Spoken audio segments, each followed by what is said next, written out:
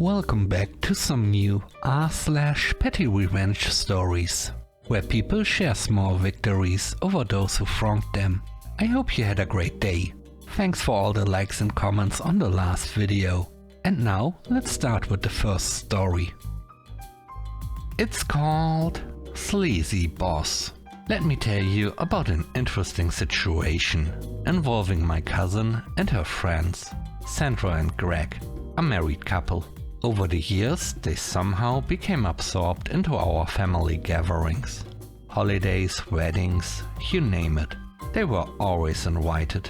I think my cousin might have talked with the family hosts about it, but I'm not entirely sure. Back when I was 16 and looking for my first job, Sandra and Greg announced at one of these gatherings that they were opening an ice cream shop. Greg had a tech company, some involvement in local government, and owned rental properties, so it seemed like a solid opportunity. I expressed my interest, and a few months later I had an interview. Looking back, that interview should have been a red flag, but I didn't know any better. It was at Greg's other company with a panel of 3 interviewers: Greg, Sandra, and their general manager. Most of the questions were trivia about ice cream, which seemed odd. At the end, Greg admitted he was just messing with me because he knew me. My job turned out to be a nightmare. I only lasted 10 months because I couldn't take it anymore. My opinion of Greg and Sandra shifted from neutral to downright negative. Greg frequently made inappropriate comments to the teenage employees about their personal lives, shared oversharing stories from his own past, and teased people he knew personally, myself included, about private matters. This was on top of terrible workplace management. I was the only employee not on direct deposit, and often had to remind Greg to pay me. His excuse was always, "Oh, I just forgot." But it happened nearly a dozen times. Once I had to wait a month and a half for my paycheck. There were also strange rules, like a shirt calendar, where employees had to wear specific colored shirts on certain days. People were even written up for not following this rule. Sandra and Greg's friends would often hang out at the counter, throw pennies into our tip jar one by one, just to make us cheer, as was required for tips, and ask intrusive questions.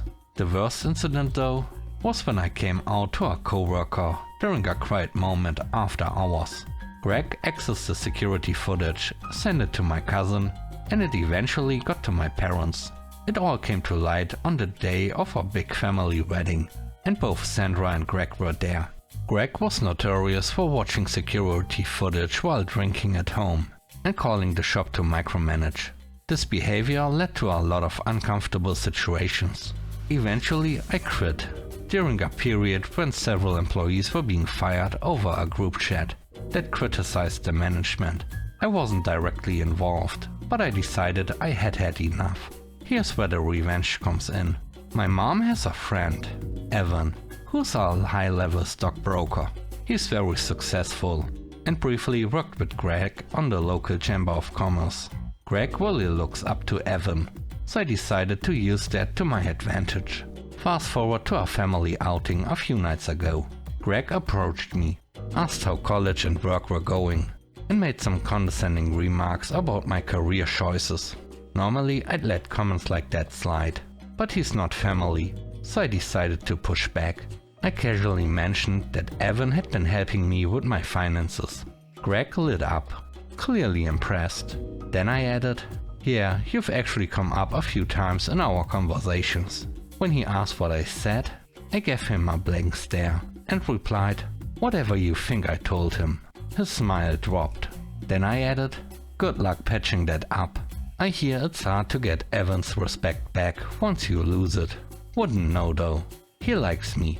Then I walked away. For context, I didn't lie entirely. Evan and I did talk about Greg once, and he mentioned he always thought Greg was a bit sleazy.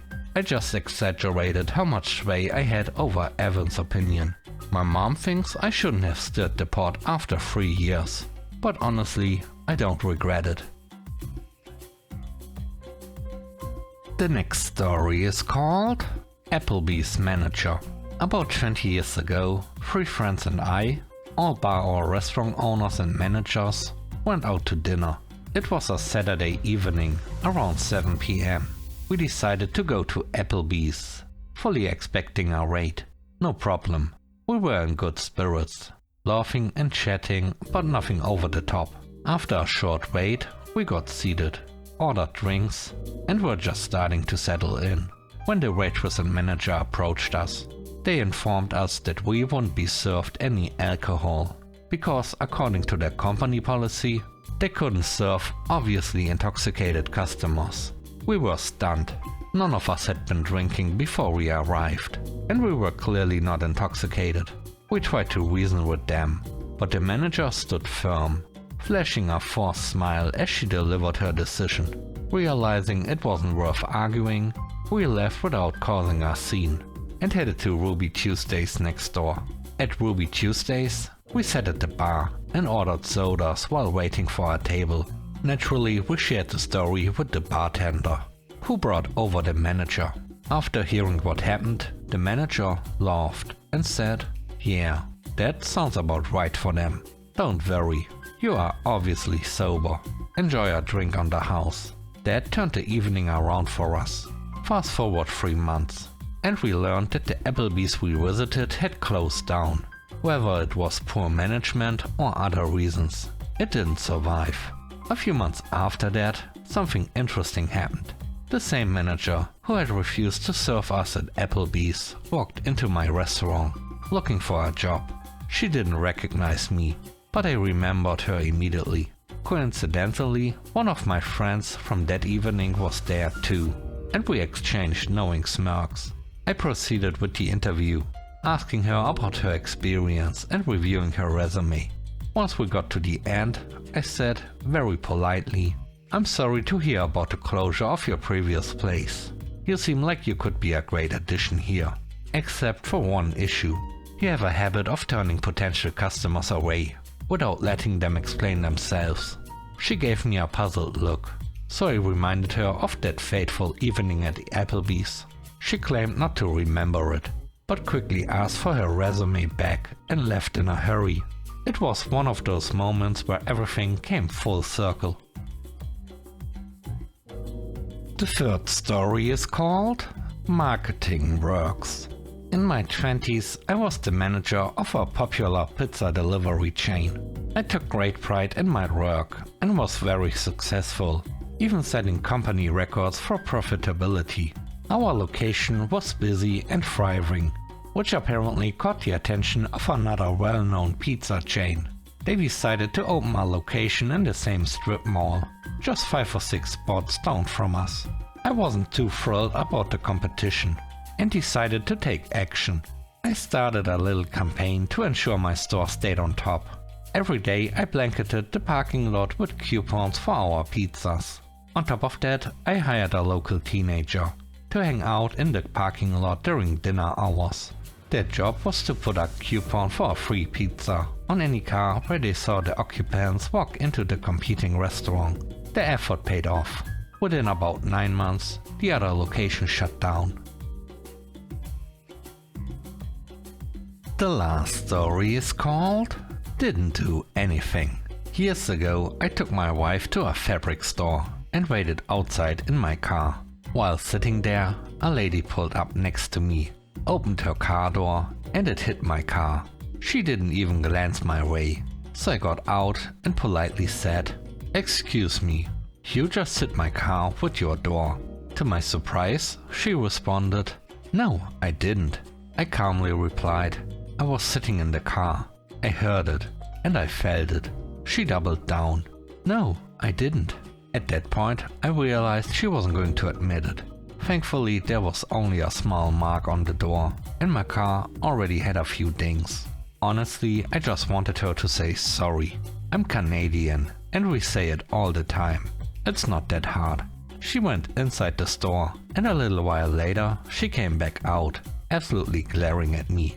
I rolled down my window and said, "I didn't do anything to your car." She froze, confused. "What?" I repeated. I said I didn't do anything to your car. She spent the next 20 minutes inspecting every inch of her vehicle. pausing to glare at me periodically. Every 5 minutes or so, I'd casually say, "I didn't do anything to your car. It's fine. Nothing at all." Eventually, she got frustrated, jumped in her car, and drove off in a huff. My wife came out a little later and asked why I was in such a good mood after sitting in the car for so long. I just smiled and said, "I found a way to pass the time."